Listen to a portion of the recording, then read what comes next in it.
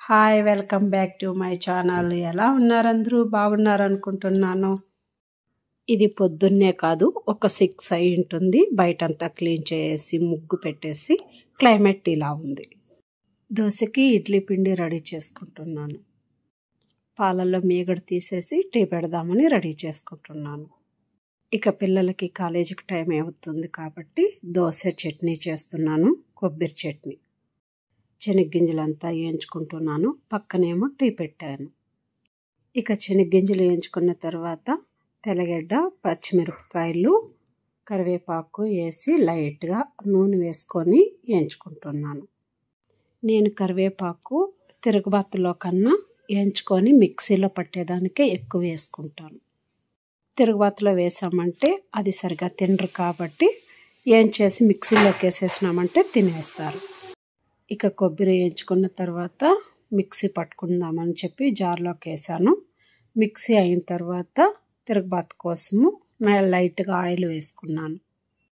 అలాగే టైం అయిపోతుంది కాబట్టి దోశ వేస్తున్నాను ఇంకో సైడు. నేను దోశ పిండికి ఉప్పుడు బియ్యం వేసి నానపెట్టుకుంటాను. కానీ ఉప్పుడు బియ్యం లేనందుకు పచ్చి బియ్యం, రేషన్ బియ్యం వేసుకున్నాను. దానితో పాటు శనగబ్యాళ్ళు, ఉద్దులు, పెసలు కొద్దిగా, మెంతులు కొద్దిగా, 1 గ్లాసు అటుకులు వేసుకున్నాను. ఇక్కడ వచ్చి ఒక పెనంలో ఆయిల్ కొద్దిగా వేసుకొని సాసోలు వేసుకొని కరివేపాకు వేసి ఉద్దులు కొద్దిగా వేసుకొని తిరగబాతు పెట్టాను చట్నీకి. నాకైతే ఉప్పుడు బియ్యం వేసి అలవాటు కాబట్టి ఇవి వేస్తే వస్తుందో లేదో అని చెప్పి డౌట్గా చేశాను. కానీ బాగా వచ్చింది దోశ. పిల్లలకి టైం అవుతుంది కాబట్టి త్వరగా దోశలు పోస్తూ క్యారీ కడుతున్నాను. ఇక పిల్లలకి తినిపించేసి కాలేజీకి తొడుక్కొని వదిలేశాను. మా ఇంట్లో టీ పెట్టడానికి ఎంత లేట్ అయిందో చూశారు కదా మీరు కూడా. సైడ్లో పాలు మాత్రం కాగుతూనే ఉంది. ఒక పక్కనేమో దోశ చట్నీ చేసేసి పిల్లల్ని కూడా పంపించేసిన తర్వాత ఇప్పుడు టీ తాగుతున్నాం.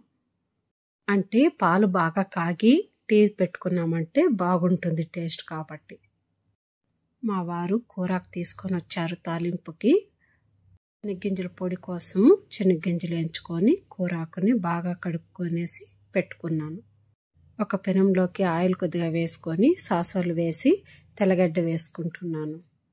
తెల్లగడ్డ వేగిన తర్వాత ఎర్రగడ్డ వేసుకోవచ్చు. నా దగ్గర లేదు కాబట్టి వేసిండలేదు. కూరాకు వేసుకొని వేయించుకుంటున్నాను. నేను కూరాకులోకి నీళ్ళేమి వేయకుండా అట్లే ఉడికించుకుంటాను. కూరాకులో ఉండే నీళ్ళతోనే ఉడికిపోతుంది.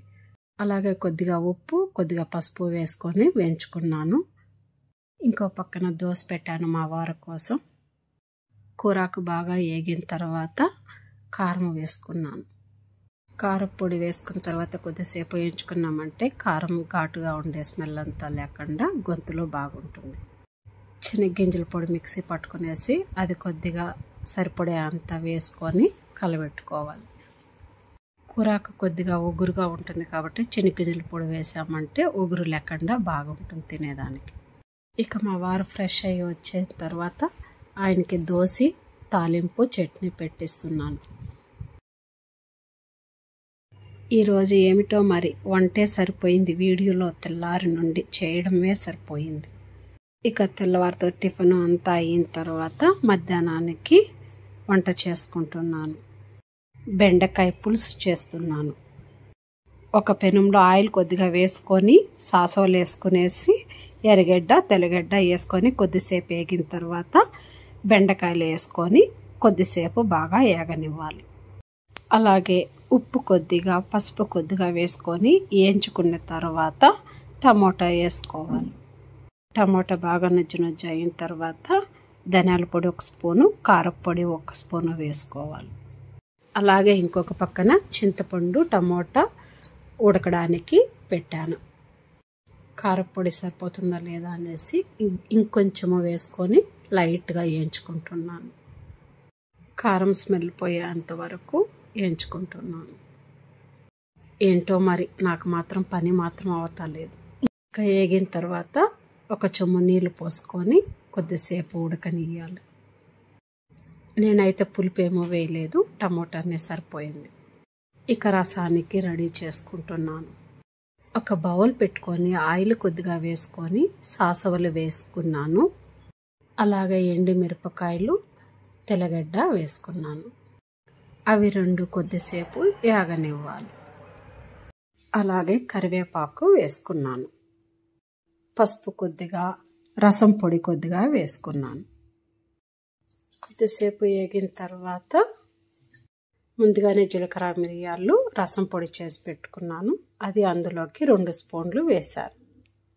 రసం పొడి వేసుకున్న తర్వాత ఎక్కువసేపు వేయించే అవసరం ఏం లేదు. నేను ముందే వేయించుకొని పొడి కొట్టి పెట్టాను. ఇక ఉడికిన పులుపుని అందులోకి వేసుకుంటున్నాను. చింతపండు, టమాటా బాగా కలుపుకునేసి అందులో పోసుకుంటున్నాను. అలాగే ఇంగువ కొద్దిగా వేశాను. అలాగే కొత్తిమీర కొద్దిగా కట్ చేసి వేసుకున్నాను. పులుపు ఎక్కువ లేకుండా సరిపడంత నీళ్ళు వేసుకోవాలి. ఇక మధ్యాహ్నానికి రసము, బెండకాయ పులుసు చేసి పెట్టేశాను. కొత్త కుండలకి ఎసురు ఉంచిన నీళ్ళను పోసుకొని కొద్దిసేపు కాంచుకుంటున్నాను. వంట అంతా అయిన తర్వాత వంటను క్లీన్ చేసుకునేసాను. ఈ వీడియో ఇక ఇంతే అండి. Thank you. Like, share and subscribe చేసుకోండి.